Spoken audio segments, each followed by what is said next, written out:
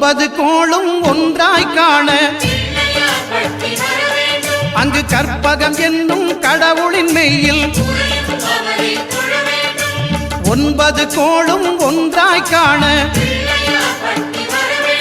அங்கு கற்பகம் என்னும் கடவுளின் மெய்யில்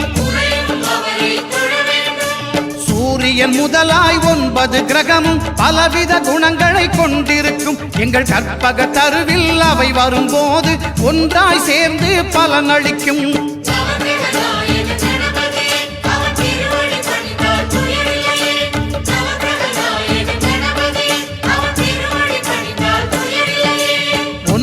கோளும் ஒன்றாய் காண